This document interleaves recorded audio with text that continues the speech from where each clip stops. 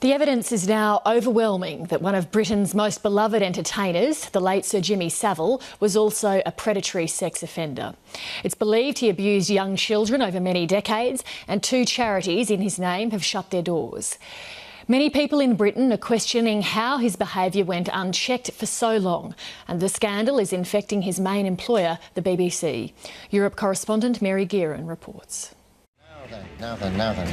As Jimmy Savile became one of Britain's most popular entertainers, host of the smash hit program Top of the Pops, as he forged a reputation as a tireless fundraiser, as he was knighted by the Queen and the Pope, he was, it now seems, leading an appalling double life, sexually abusing scores of young girls and some boys, some in hospitals, some in care homes, some in the very studios that made him a star. I just didn't know what to do, did not know what was happening. I was quite a naive 14-year-old. The worst thing that I will never get out of my head is the taste of his cigar breath. I can't believe that I allowed such things to happen, that I didn't immediately rush and scream it from the rooftops, make this stop. Just make it stop. But I didn't. None of us did. Welcome. Another edition of Top of the Pops. Jimmy Savile was an iconic figure in British public life and was loved by millions of people. To have found out that he was a paedophile, somebody who was molesting young girls, is absolutely shocking for the British people. That his offending started in the 1950s, 1958, and went on to 2006. So we're talking about 4, 5, 6 decades of abuse. This is a man who was, I think, for all intents and purposes, in modern day life, an untouchable. Jimmy Savile died last year, aged 84, his reputation officially intact. But police have now identified more than 200 potential victims, and they're pursuing 400 lines of inquiry. One woman who knew... Liz Dux is representing some of those people.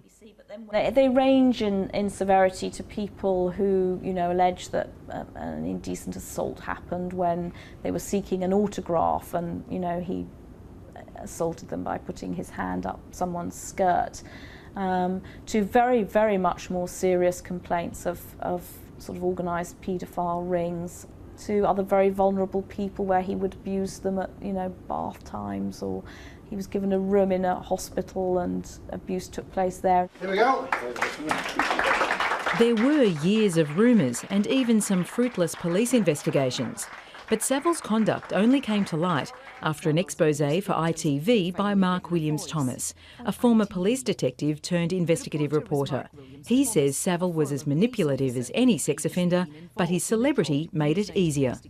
It was far easier for him to simply gain access to children through his television work, through his media work, through his charities, particularly his hospitals, where there was children in abundance.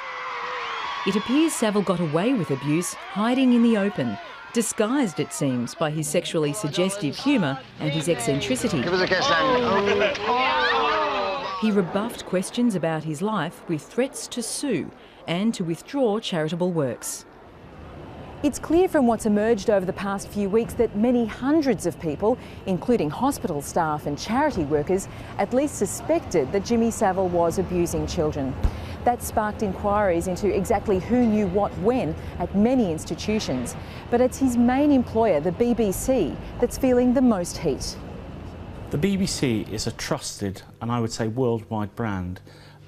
Particularly people in this country trust whatever the BBC tells them. Now, with what's happened with Sir Jimmy Savile, it means that trust is being completely undermined. Here we are back home again with today's edition of Savile's Travels. Savile allegedly carried out some of his abuse on BBC premises. I should be giving girls away.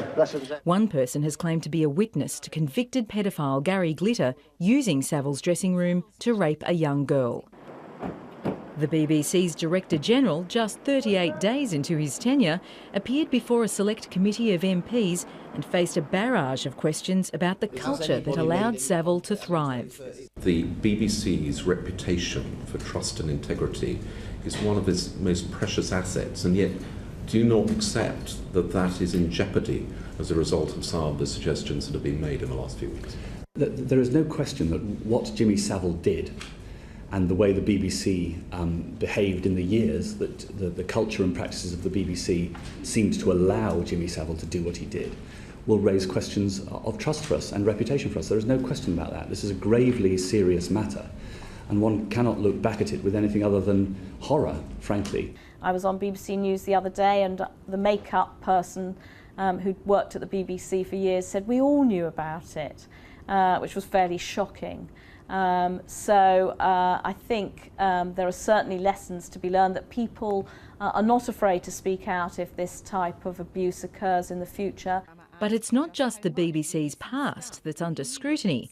It's been revealed last year one of its current affairs programs, Newsnight, shelved a similar story about Savile just a few weeks before the BBC aired tributes to his life. Newsnight's chief has stepped aside while an independent inquiry takes place. And the affair has led another BBC programme, Panorama, to examine whether there was pressure from the top to drop the story. Mr Entwistle, do you now accept, in the light of last night's Panorama, that the decision to drop the Newsnight investigation was a catastrophic mistake?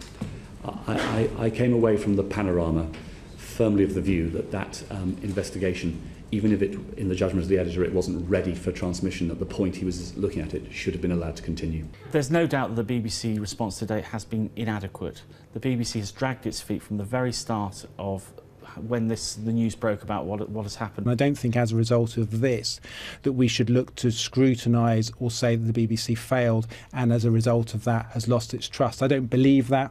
I think that on a day-to-day basis those journalists working within the BBC have the utmost integrity and professionalism.